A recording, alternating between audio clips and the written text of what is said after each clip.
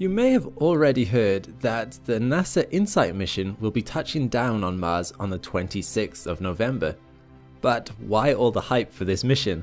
What makes it different from the Curiosity rover that's already on Mars right now? Well, as it happens, there are a lot of differences.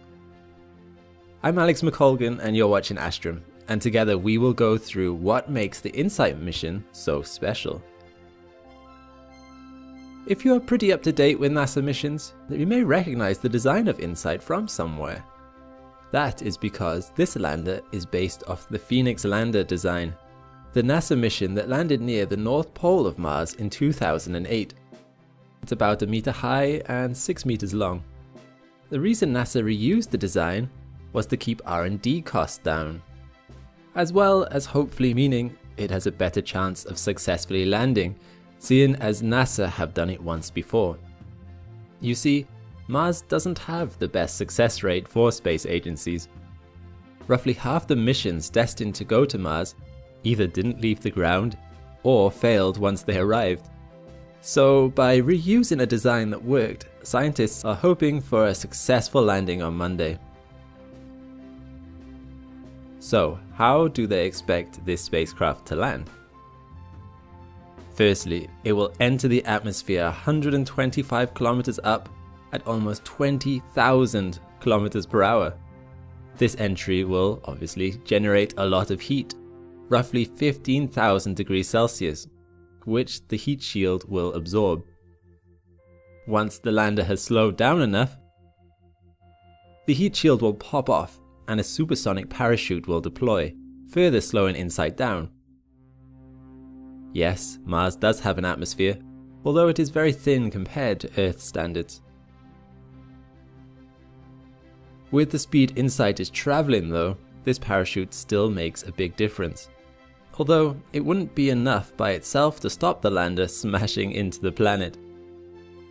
Unlike the Mars rovers, which had giant airbags to bounce on landing, this spacecraft is using its own rockets to land. So, InSight's legs will spring into position, ready for landing. Once the parachute has slowed it down enough, that too will pop off, leaving just the lander itself. And it will use its onboard rockets to carefully reach the surface. This whole process will be over the course of about 7 minutes. Upon impact with the surface, the rocket will have kicked up a lot of dust, which is not very good for solar panels. So InSight will wait 16 minutes before deploying its solar array to let the dust settle.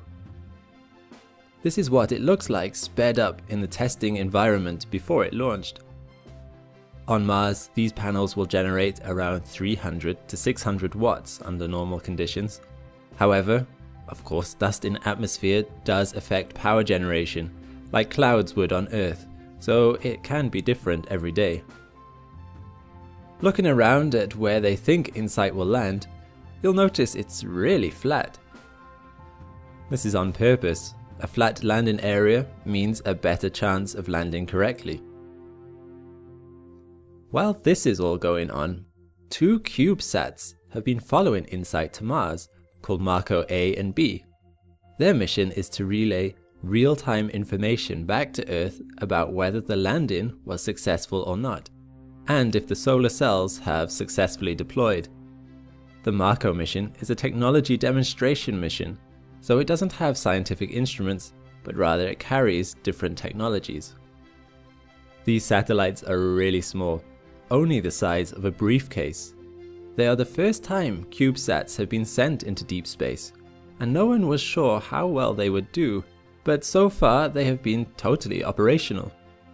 Marco will listen to UHF frequencies from InSight with the antenna on the bottom of the spacecraft, and will transmit that data back to Earth using this big antenna.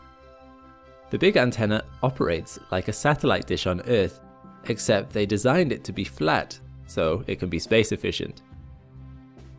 Amazingly, these satellites can only generate 17 watts of power, yet are still able to receive signals from the surface of Mars and transmit millions of kilometers back to Earth. Should they not work though, all is not lost for InSight. it can also communicate with some of the other orbiters already at Mars, like the Mars Reconnaissance Orbiter. The only difference is that the MRO can't relay information back in real time. After performing their mission, the Marco CubeSats will fly by Mars, unable to slow down enough to enter orbit around Mars, and instead they will drift forever around the Sun. The Marco team will continue to communicate with the CubeSats to see how long they will last past this mission. So, assuming everything goes well, what will InSight be doing on Mars? Although based on the same design as the Phoenix lander, its onboard scientific instruments are quite different. InSight's main goals are to look for clues about the formation of Mars and compare it to what we know about Earth, so we can better understand the formation of terrestrial planets generally. The way scientists do this is through a seismometer, an instrument which will be able to detect the vibrations caused by Mars quakes and meteor impacts. You see, vibrations from these events travel through the mantle of the planet. And by detecting these vibrations, that will enable us to know the size of the core, the physical characteristics of the mantle, and the thickness of the crust on Mars. The seismometer on InSight will actually be carefully placed with a robotic arm directly onto the surface, and a windshield will be placed directly over it, as the wind would impact this instrument greatly while it is trying to detect the slightest of vibrations. The other instrument is a highly sensitive thermometer, which will take readings from the surface all the way down to 4.5 meters in the crust by using a little hammer to bury the instrument down. By extrapolating the temperatures as it goes down, scientists can predict where the mantle must start and how hot it must be near the center of the planet. With a combination of the data InSight generates, scientists will better understand how the interior of planets impact the surface environment, as it's not fully understood yet. We can't do this from only Earth, as Earth's interior system has evolved a lot, whereas Mars never really got started. Earth has active plate tectonics and a magnetic field, but Mars does not.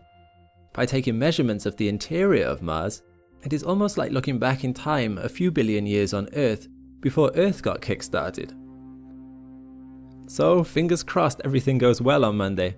I wish the teams involved with the project the very best of luck, as they have already put in several years worth of work into this project, and it hasn't even landed yet. Let's see what InSight discovers for us. If you like this video, you'll probably like my other videos on space too. Subscribe so you don't miss out on anything in the future. Sharing also goes a long way. And I also have Patreon if you'd like to donate to support the channel. All the best, and see you next time.